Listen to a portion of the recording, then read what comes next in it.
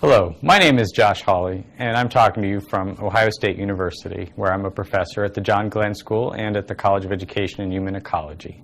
I also happen to be director of the Ohio Education Research Center.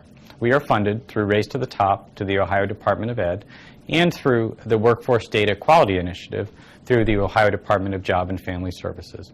We exist to do policy-relevant research for state agencies in Ohio, for local school districts, and for the community at large. We are currently working on developing a strong research agenda for our work that will last for the coming years. The research agenda process involved stakeholder analysis and interviews with key state agencies, local government, and other key constituents such as unions and business leaders. How do we know that we've been successful as the Ohio Education Research Center and the WDQI? Well, we've worked very hard with different state agencies and other constituents to develop a research agenda that they want to partner on. So one of the ways we know that we're successful is we keep working collaboratively with state agencies on projects that have value to them and producing products that are going to help state agencies and local government develop their own evidence base for policy. Secondly, we are producing joint products with state agencies and local government that are being presented at national conferences, such as the recent NCES conference in Washington. And thirdly, we know that we're answering real policy questions that are of interest to key constituents in Ohio and across the nation. And what I mean by that is that we have several research questions that we're working on, such as college remediation, student growth measures, teacher labor markets, foster care evaluation, all of which are questions that are the answers are being demanded by different parts of Ohio. Some of these topics are relatively traditional. So, for example, we've recently done statistical analysis on the payoff to higher education in Ohio, looking at both the one-year return and the six-year return to different higher education degrees.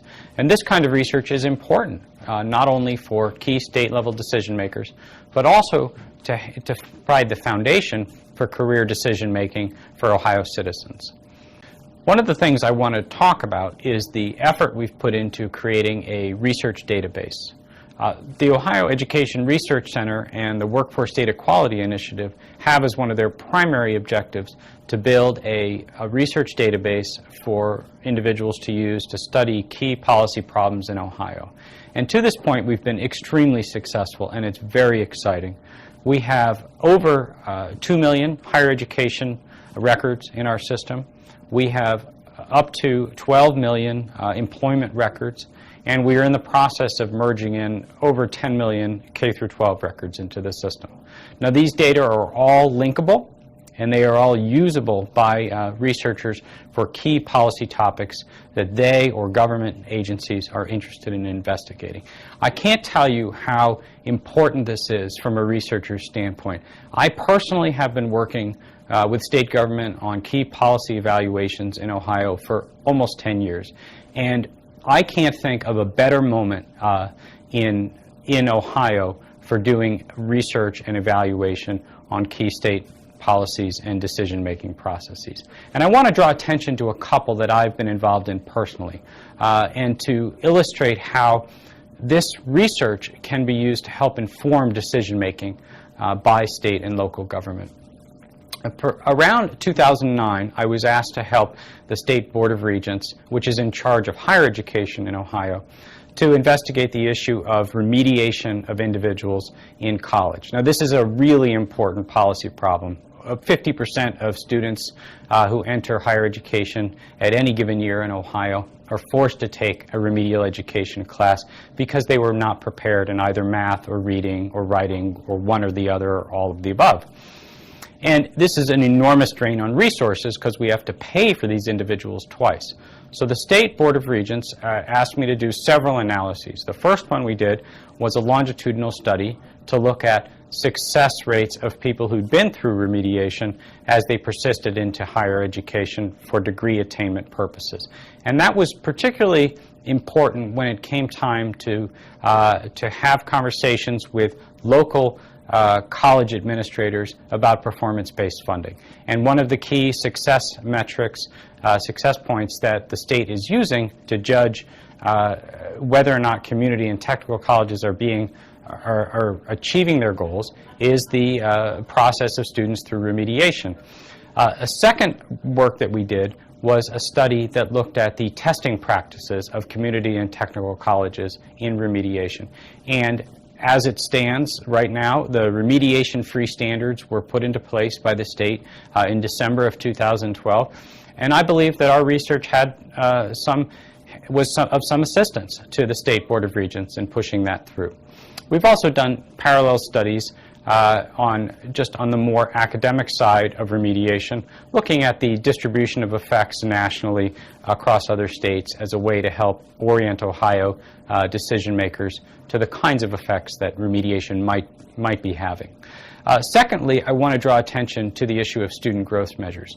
Ohio is known for its comprehensive and, in some ways, quite radical approach to teacher evaluation. Up to 50% of each teacher's job at this point in time, as of summer 2013, if they're teaching math or reading, will be judged based on student growth. That's fairly aggressive, and it's fairly different from the way teacher evaluation has typically been done in the United States. And we are working with the state on a number of kind of parallel research efforts around this topic. One having to do with the construction of these student growth, of these systems at the local level and how school districts are responding. A second having to do with the extension to administrator evaluation, which is also quite critical and dependent on much the same kind of formula.